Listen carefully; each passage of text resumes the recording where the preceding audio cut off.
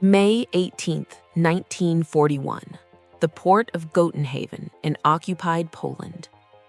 The Baltic Sea is cold and gray, reflecting the steel skin of a giant moored to the quay. The ship displaces 50,000 tons at full load. She is 251 meters long, the largest battleship ever built by Germany, and, arguably, the most dangerous warship afloat anywhere on Earth. Her name is Bismarck. On the bridge, Admiral Günther Lutyens watches the final preparations. He is a man of the old Imperial Navy, rigid, formal, deeply pessimistic. He does not share the burning confidence of the younger sailors swarming the decks below. Lutyens understands the reality. Germany's surface fleet is outnumbered by the Royal Navy 4-1. In a fair fight, they will lose. But Operation Rheinübung is not a fair fight. It is a raid. The mission is simple in theory and nearly suicidal in practice. Bismarck, escorted by the heavy cruiser Prince Eugen, must break out of the Baltic. She must pass the narrow, ice-filled waters between Iceland and Greenland, then vanish into the North Atlantic. Once there, she is not to fight British battleships. Her task is far more dangerous. She is to cut Britain's lifeline. She will hunt merchant convoys carrying food, oil, and steel from America. If Bismarck breaks loose into the Atlantic, Britain could be brought to her knees in a matter of months. But first, she must pass the gatekeepers. May 20th, 1941. The Kattegat. The squadron is moving north, and the secret is already broken. At 1 p.m., the Swedish cruiser Gotland spots them. Sweden is neutral, but a routine report is sent to Stockholm. The British naval attaché reads it. By midnight, the Admiralty in London knows the beast is on the move. At Scapa Flow, in the operations room of the British Home Fleet, the mood is tense and grim. Admiral John Tovey gives the order. The fleet is to sail. And the British have a trump card, a legend. HMS Hood. For 20 years, Hood has been the largest warship in the world, the mighty Hood, a floating symbol of British naval power. She has toured the globe, welcomed like royalty in every port. To the public, she is invincible. But the Admiralty knows the truth. Hood was launched in 1918. Her technology belongs to the First World War. Her deck armor is dangerously thin. She is fast, elegant, and vulnerable. And now she is being sent to stop a battleship built in 1940, armed with the most advanced fire control systems ever put to sea. May 23rd, 1941. The Denmark Strait. A narrow stretch of water between Iceland and the Greenland ice pack. The weather is brutal. Snow squalls, fog, cutting winds. Visibility drops to just a few miles. Painted in disruptive camouflage, Bismarck and Prince Eugen slide through the mist like ghosts. On Bismarck's bridge, Captain Lindemann is uneasy, a gunnery expert respected by his crew, and a sharp contrast to the reserved Lutyens. The hydrophones hear nothing. Radar returns are cluttered by ice. They believe they have slipped through unseen. They are wrong. At 7:22 p.m., alarms shatter the silence. Alarm! Enemy cruiser to starboard! It is HMS Suffolk. The British cruiser does not engage. She fades into the fog. Her mission is not to fight, but to follow. Her radar, technology the Germans underestimate, locks onto Bismarck. For 10 long hours, a deadly game of cat and mouse unfolds in the freezing darkness. Each time Bismarck turns to fire, the British cruisers withdraw into the mist. Then they return, shadowing from a distance, broadcasting Bismarck's position to the entire Royal Navy. In Bismarck's radio room, the signals never stop. Every minute, the net tightens. Lutyens knows surprise is gone. He has two choices: turn back or press on and hope to outrun the storm. He presses on. South of Iceland, HMS Hood and the new battleship HMS Prince of Wales race north at full speed. Vice Admiral Lancelot Holland is in command. He knows Hood's weakness. At long range, German shells will plunge straight through her deck armor. His plan is bold. Charge directly at the enemy. Close the distance fast. May 24th, 1941, 5:35 a.m. Dawn breaks over the North Atlantic. The sky is pale gray. The sea is calm, long swells rolling beneath steel hulls. On Bismarck, the crew has been at battle stations for hours. Fatigue shows. Eyes burn from staring into the horizon. Massive optical rangefinders are manned by the best gunners in the Kriegsmarine. Smoke on the horizon, port bow. 2 columns of smoke. 2 ships. At 5:37 a.m., the British squadron is identified. They are closing fast. The angle favors Bismarck. The British can fire only their forward guns. Bismarck can unleash all 8 15-inch guns in a full broadside. In the dim light, Holland makes a fatal mistake. Prince Eugen is mistaken for Bismarck. Hood targets the lead ship, ignoring the real threat behind her. 5:52 a.m. Range 26,000 meters. Hood opens fire. Orange flashes erupt on the horizon. Seconds later, the roar of incoming shells tear through the air. Towering geysers of water explode around Prince Eugen. On Bismarck's bridge, tension freezes the air. They are under fire. Yet Lutyens does not give the order to shoot back. His orders are strict. Avoid battle if possible. Captain Lindemann waits, then snaps. I will not let my ship be shot out from under me. Open fire. Lutyens nods.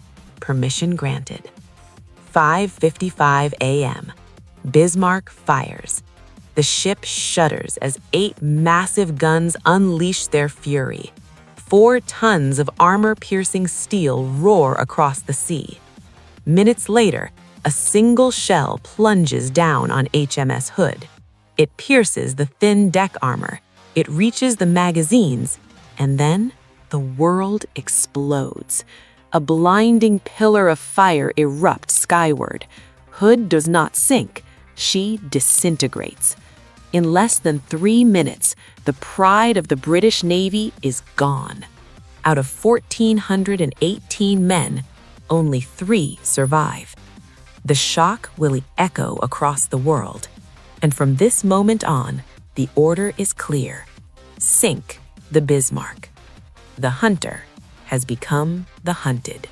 May 24th, 1941, 06:10 hours. The Denmark Strait. The smoke from the Hood's grave is still drifting across the water, a black stain against the gray sky. The HMS Prince of Wales, damaged and with her bridge smashed by a German shell, makes smoke and retreats behind a wall of fog. On the bridge of the Bismarck, the euphoria of victory is rapidly replaced by a cold, hard assessment of reality. They have sunk the pride of the Royal Navy, but the Bismarck did not escape unscathed. Before the Prince of Wales retreated, she scored 3 hits on the German giant. One hit is superficial. The second hit struck the armored belt and caused minor flooding, but the third hit is a catastrophe disguised as a nuisance. A 14-inch shell passed clean through the bow, just above the waterline. It did not explode, but it severed the fuel lines from the forward oil tanks. Captain Lindemann stares at the fuel gauges. 2,000 tons of fuel oil, vital for their mission to raid Atlantic convoys, is now inaccessible, trapped in the contaminated forward tanks or leaking into the sea. Behind the Bismarck, a broad, shimmering slick of oil marks their path like a highway for the British to follow. Admiral Lutyens faces a critical decision. The mission to raid convoys is effectively over. The ship is trailing oil and down by the bow. He can return to Norway, a shorter trip but one that requires crossing back through the Denmark Strait, where the British fleet is surely waiting. Or he can make a run for the French coast, specifically Saint-Nazaire, where the massive dry dock awaits. It is a longer journey, straight through the British patrol zones, but it offers the protection of U-boats and the Luftwaffe once they get close to France. Lutyens chooses France. He orders Prince Eugen to detach and hunt independently. The Bismarck will draw the fire. She turns south into the vast, empty Atlantic. In London, the news of the Hood's destruction hits the Admiralty like a physical blow. The impossible has happened. The symbol of the empire is gone. Prime Minister Winston Churchill is grim. He knows the morale of the nation is at risk. He issues a directive that overrides all other strategic concerns in the Atlantic theater. Every available warship, from Newfoundland to Gibraltar, is to drop what it is doing and hunt down the German battleship. Sink the Bismarck, he orders. Nothing else matters. May 24th, late evening. The chase is on. The British cruisers Suffolk and Norfolk are still dogging the Bismarck's heels, using radar to stay just out of gun range. The main body of the British home fleet, led by the battleship HMS King George V and the aircraft carrier HMS Victorious, is closing from the north. From the south, Force H, a strike group based in Gibraltar led by the carrier HMS Ark Royal, is steaming north into a gale. On the bridge of the Bismarck, the tension is suffocating. The crew has not slept in 24 hours. The ship is listing slightly to port and down by the bow. The air conditioning in the lower decks has been shut off to conserve power. The air is foul with the smell of sweat, oil, and cordite. Suddenly, Lutyens orders a daring maneuver. In the middle of the ocean, he turns the massive battleship in a complete circle, doubling back on his own wake to ambush his pursuers. The move catches the British off guard. The Suffolk loses radar contact. For a few terrifying hours, the Bismarck vanishes. May 25, 1941. The Atlantic is empty.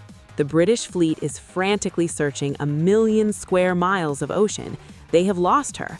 If Lutyens maintains radio silence, he might make it to the safety of the Luftwaffe air umbrella over France. But Lutyens makes a fatal mistake. He believes the British radar is better than it actually is. He assumes they're still tracking him. Resigned to his fate, he sends a long radio message to Berlin, detailing the sinking of the Hood and his ship's condition. The British listening stations intercept the transmission. They triangulate the signal. It is not precise, and for several hours the British fleet actually sailed in the wrong direction due to a calculation error, but they eventually corrected. They know where he is going. He is heading for France. But the mathematics of the chase are brutal. The King George V is running low on fuel. The Bismarck is faster than the pursuing battleships. Unless the British can slow the Bismarck down before she reaches the air cover of the French coast, she will escape. There is only one hope left, the HMS Ark Royal. May 26, 1941. The weather has deteriorated into a full Atlantic gale. Waves are 40, 50 feet high. The wind is tearing the tops off the swells, creating a blinding spray. The HMS Ark Royal is pitching violently, her flight deck heaving up and down like a seesaw. On the deck of the carrier, crews are wrestling with aircraft. These are not sleek, modern monoplanes. They are fairy swordfish, biplanes, made of fabric, wood, and metal tubing. They have open cockpits. Their top speed is barely 100 miles per hour, slower than a modern car. They are obsolete, fragile, and look like toys against the backdrop of the raging ocean. The pilots call them string bags. But they carry a lethal payload, the 18-inch aerial torpedo. At 20:55 hours, 15 swordfish struggle into the air. The wind is so strong that the planes almost lift off vertically. They disappear into the low cloud bank, flying blindly towards the estimated position of the Bismarck. On the Bismarck, the crew is exhausted but hopeful. They are only hours away from Luftwaffe protection. The morale is rising. They believe they have made it. Then, the lookouts hear it. A drone. Not the high-pitched whine of a fighter, but the low, throaty rumble of a Pegasus engine. Aircraft, port quarter! The Bismarck's anti-aircraft batteries erupt. This is the most heavily defended ship in the German Navy. Dozens of 37mm and 20mm cannons, plus the heavy 105mm flat guns, fill the sky with glowing tracers and black puffs of exploding steel. It is a wall of fire that no aircraft should be able to survive. But the German fire control computers are designed to track modern, fast aircraft. They cannot calculate a firing solution for planes flying this slowly. The shells burst too far ahead of the swordfish. The biplanes are flying so low, skimming the wave tops, that the heavy guns cannot depress low enough to hit them. In the cockpit of a swordfish leading the last subflight, pilot John Moffat fights the controls. The turbulence is violent. Rain and hail smash against his goggles. Below him, the dark shape of Bismarck looms like an island of steel, spitting fire. He drops down to deck level. He is flying directly into the teeth of the flak. He waits. He has to get close. If he drops too far out, the Bismarck will comb the tracks. If he drops too close, the torpedo won't arm. The tracers are zipping past his wings, tearing through the fabric fuselage. He can see the muzzle flashes of the Bismarck's guns. "Let her go!" his observer yells. Moffat pulls the release lever. The torpedo drops and splashes into the churning Atlantic. He banks the fragile biplane violently away, escaping the inferno. On the Bismarck, the helm is put hard over. The ship is massive, but she is agile. She dodges the first torpedo, then the second. But Moffat's torpedo is running true. It strikes the stern on the port side. The explosion is not catastrophic in terms of flooding. The armor belt holds, but the shockwave finds the ship's Achilles heel. It slams into the steering gear compartment. The massive steel rudders, each weighing tons, are jammed hard over to port at a 12-degree angle. The Bismarck shudders. On the bridge, the helmsman reports, "Ship not responding helm." Captain Lindemann orders countersteering. Nothing. He orders engines to maneuver by differential power. It doesn't work. The force of the wind and the jammed rudders force the ship into a slow, inexorable turn. The great battleship, the technological marvel that sunk the Hood, is now trapped in a giant circle. She is no longer heading towards the safety of France. She is turning back towards the north, back towards the British fleet. Admiral Luchen stands on the bridge, the vibration of the screws shuddering through his boots. He realizes the terrifying truth. The string bags, the laughingstock of modern aviation, have crippled the most powerful warship in the world. He sends a final grim message to Berlin. "Ship unmaneuverable. We will fight to the last shell. Long live the Führer." The hunter is now the prey, and the pack is closing. May 27, 1941, 0800 hours, the North Atlantic. The sun rises over a scene of impending execution. The gale is still blowing, though the wind has dropped slightly. The swells are massive, rolling mountains of gray water. The Bismarck is moving at a crawl, barely 7 knots. She is steering an erratic course into the wind, her rudders still jammed irretrievably. She is no longer a predator. She is a wounded animal waiting for the hunter to finish the job. Inside the ship, the situation is apocalyptic. The constant turning has made the ship roll violently. Men are exhausted, many having not slept for 3 days. They know what is coming. On the horizon to the west, the shapes appear. They are the battleships HMS King George V and HMS Rodney. The Rodney is a strange-looking beast, with all 3 of her massive triple turrets clustered on the front of the ship. She carries 9 16-inch guns, the largest guns in the Royal Navy. She is slow, old, and leaking, but she packs a punch that can crack the world. Admiral Tovey on the King George V watches the German ship. There is no chivalry here. There is only duty. The Bismarck must be destroyed. 08:47 hours. The range is 20,000 meters. The Rodney opens fire. The sound is different from the Hood's engagement. This is not a duel of maneuver. This is a hammering. The British ships have the freedom to choose their range and angle. The Bismarck returns fire, her forward turrets, Anton and Bruno, belching flame. But her aim is poor. Because the ship is stuck in a turn, her gunnery computers cannot calculate a stable firing solution. The shells splash harmlessly into the sea around the Rodney. 08:54 hours. The Rodney finds the mark. A 16-inch shell, weighing over a ton, strikes the Bismarck's forward superstructure. It destroys the forward fire control post. Adelbert Schneider, the man who sank the Hood, is killed instantly. The Bismarck is now blind. The battle rapidly descends into a slaughter. The British battleships close the range. 10,000 meters, 8,000 meters, 4,000 meters. They are firing at point-blank range for battleships. The Rodney is firing broadsides that smash the Bismarck's upper works into twisted scrap metal. On the bridge of the Bismarck, the end comes swiftly. A shell strikes the command tower. It is believed that Admiral Lutjens and Captain Lindemann are killed in this explosion, along with the entire bridge staff. The ship is now leaderless. Below decks, the conditions are hellish. The lights are out. The air is filled with smoke and the screams of the wounded.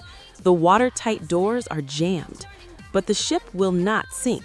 The German engineers built her too well. Her armor belt is shattered. Her upper deck is a burning wasteland. Her guns are silent, pointing at odd angles like broken fingers. But the citadel remains buoyant. By 10 hours, the Bismarck is a floating wreck. She is a burning funeral pyre. She has taken hundreds of shell hits. The British are running low on fuel and ammunition. Admiral Tovey is frustrated. He cannot believe the German ship is still afloat. Any ship that can take this punishment deserves to be saved, a British sailor mutters on the deck of the Rodney, watching the inferno. But there is no mercy today. Tovey orders the battleships to break off. He signals the cruiser HMS Dorsetshire. Finish her off with torpedoes. On the Bismarck, the senior surviving engineering officer, Commander Lehman Willenbrock, makes the final decision. He orders the scuttling charges to be set. The water valves are opened. The men are ordered to abandon ship. At 10:36 hours, the Dorsetshire fires 3 torpedoes. They strike the starboard side. The great ship begins to roll over. The stern goes under first. The bow rises into the air, just as the Hoods did 3 days earlier. Hundreds of men are sliding down the hull into the freezing, oil-slicked water. With a final groaning shudder, the Bismarck disappears beneath the waves. The silence that follows is deafening. The wind whistles over the empty ocean. The water is covered in a thick layer of black oil. Bobbing in the swell are hundreds of heads, survivors. They are calling out, waving. The British ships move in to rescue them. The HMS Dorsetshire and the destroyer HMS Maori lower ropes. They begin hauling the shivering, oil-soaked Germans up the sides. They pull 110 men from the water. Then, a lookout on the Dorsetshire screams, "Periscope! Starboard beam!" It is a false alarm. There is no U-boat, but the British captains cannot take the risk. If they stop, they become targets. The order is given. Full ahead. The ropes are cut. The ships accelerate away. In the water, hundreds of men are left behind. They watch their salvation steam away. They scream, they beg, but the gray shapes disappear into the mist. Within an hour, the cold Atlantic claims them. Out of a crew of over 2,200 men, only 115 survive. The news flashes around the world. Bismarck sunk. In London, there is celebration, but also a deep sense of relief. The nightmare is over. In Berlin, the news is buried, treated as a heroic last stand. But the sinking of the Bismarck marks a turning point. It's the end of the era of the battleship. The giant, gun-armed leviathans that had ruled the seas for centuries have been proven vulnerable. A single, cheap biplane with a canvas wing had crippled the greatest fortress of steel ever built. The future of naval warfare belongs to the aircraft carrier. Years later, the survivors would gather, British and German, enemies who became friends bound by the shared trauma of the North Atlantic. They would remember the Hood, and they would remember the Bismarck. They would remember the 3 minutes that shook the world, and the 3 days of agony that followed. The ocean keeps its secrets. 2 miles down, in the darkness of the Atlantic floor, the Bismarck sits upright, her guns still trained on a phantom enemy, a steel tomb for 2,000 souls who paid the ultimate price for their nation's pride.